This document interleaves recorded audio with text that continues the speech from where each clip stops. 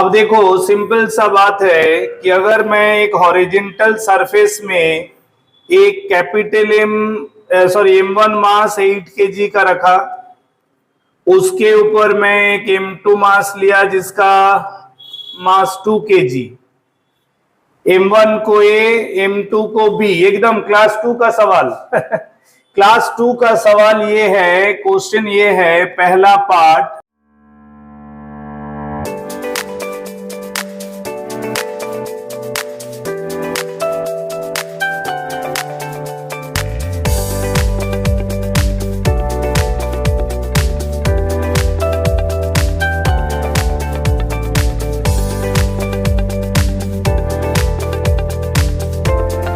दो सिंपल सा, आसान सा, सुंदर सा सवाल। हाँ ग्राउंड पे A10G, हाँ और फिर B और A 2G।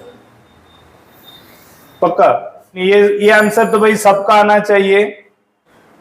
एक ही लिखे चो 98 न्यूटन।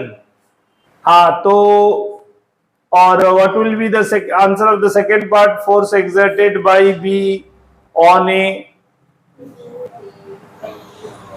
20 और 19.6, अगर G 9.8 लेते हैं ना, तो आंसर सही है, आंसर बिल्कुल सही है। कारण ये है कि अगर मैं फ्री बॉडी डायग्राम करूं, फ्री बॉडी डायग्राम का मतलब है कि एक डायग्राम में एक इंडिविजुअल मास पर टोटल फोर्स को दिखाना, उसको कहते हैं फ्री बॉडी डायग्राम। ठीक है, तो अगर मैं ब्लॉक ए को ड्रॉ करूं और ब्लॉक ए का FBD, free body diagram of block A means representing all the forces on the block A.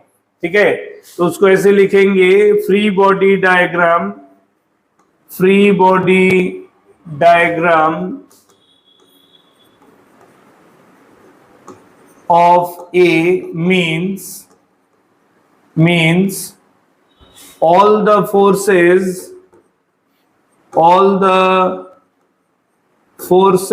on A। ठीक है, ये हुआ फ्री बॉडी डायग्राम ऑफ ए। तो ये 8 kg है, तो ऑब्वियस है इसका वेट 8G यहां पड़ेगा, और तुम्हारा B का जो वेट है वो भी 8 में डाउनवर्ड होगा, दैट इज 2G। और यहां by the ground on A there is a normal reaction N1। ठीक है, बात समझ में आया कि नहीं? तो यहां अगर मैं बैलेंसिंग फोर्सेस देखूं तो this implies that N1 is equal to 8G plus 2G because there are two downward forces, weight of block 8 kg itself downward and the weight of 2 kg that is acting downward, that too will act on 8 kg, so all together this is 10G। तो इसको either तुम G को 10 लेके नहीं, G को 10 लेंगे तो 100 हो जाएगा ना। हाँ, आइदर इसको 100 न्यूटन या 90, आइदर 100 न्यूटन और 98 न्यूटन, जो भी कुछ एक कह सकते हैं। तो ये N1 जो है ये बाय द ग्राउंड है, तो हमारा लैंग्वेज का था what will be the force exerted by A on ground. तो एक्चुअली जितना फोर्स कांटेक्ट फोर्स होगा, नॉर्मल रिएक्शन का जो वैल्यू है वही उस सरफेस का एक दूसरे पर फोर्स है। ठीक है ना, तो इसका मतलब है कि पहला जो स्टेटमेंट है, force on the ground, therefore force by A on ground ये हो जाएगा दिस 98 न्यूटन। और उसी तरह अगर हम ब्लॉक 2 kg का FBD करें तो जो 2 kg है उसका अपना वेट डाउनवर्ड 2G, और उसमें contact force N2 will act in the upward direction. ये हो जाएगा FBD of block B. Block B में by the block A by the block A एक N2 का नॉर्मल रिएक्शन होगा और यहीं से हम आर्गुमेंट कर सकेंगे कि N2 is equal to 2G। ठीक है, तो इस तरह से कांटेक्ट फोर्स तो नॉर्मल केस में हुआ। यहां ए और बी किसके सभी सरफेस फिक्स्ड है, मूवेबल सरफेसेस तो हमने यहां नहीं दिया। अब मान लो इसी क्वेश्चन को अगर मैं थोड़ा सा चेंज करूं, इसी क्वेश्चन को अब मैं ऐसे करूं कि ये मान लो एक मूवेबल बॉक्स है, ये एक मूवेबल ब्लॉक बॉक्स है और उसके अंदर मैंने वही दो ब्लॉक को रख दिया, मैं उसके अंदर वही दो ब्लॉक को रखा। ठीक है ना, ये ब्लॉक ए और उसके ऊपर ये ब्लॉक बी। ठीक है, mass of A is still 8 kg, mass of B जो है वो स्टिल 2 kg। अब मैं क्या किया, ये जो बॉक्स है इस बॉक्स को एक 4 मीटर पर सेकेंड का स्पीड दे दिया। अब बॉक्स जिसके अंदर on the floor of the box, जैसे वहां क्या ग्राउंड के कांटेक्ट में ब्लॉक ए था और ए के कांटेक्ट में बी था, यहां मूविंग फ्लोर जो बॉक्स है उसका फ्लोर पे ए है सेम 8 kg मास और ए के कांटेक्ट में बी है 2 kg मास। अब ये बॉक्स 4 मीटर पर सेकेंड के रफ्तार से ऊपर मूव कर रहा है। So again if I ask the find contact forces, find contact forces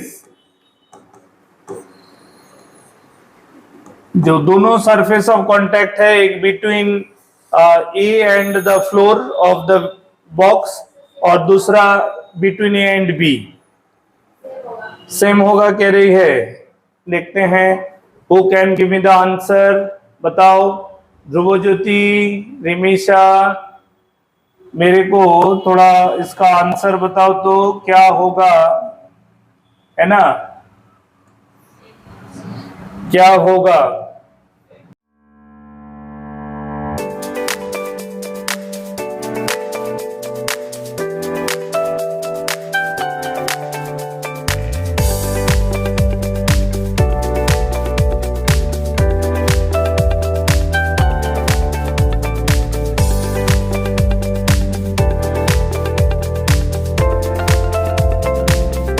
floor of contact definitely change हो रहा है, floor of contact definitely change हो रहा है, लेकिन वो चेंज जो है वो कैसे हो रहा है, कांस्टेंट वेलोसिटी के साथ। And that is the reason why there will be no change in FBD of either A और बी। कारण मेरे को ब्लॉक ए में या ब्लॉक बी में सूडो इनर्शिया इंक्लूड नहीं होगा, क्योंकि ये जो बॉक्स है, ये बॉक्स जो है box is inertial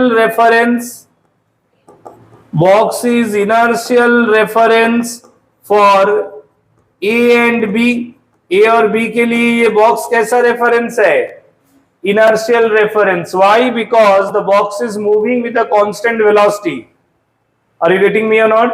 So that is the reason why there will be no change in FBD. तो हम argument कर सकते हैं, therefore there will be no change in, this implies that there will be no change in FBD, no change in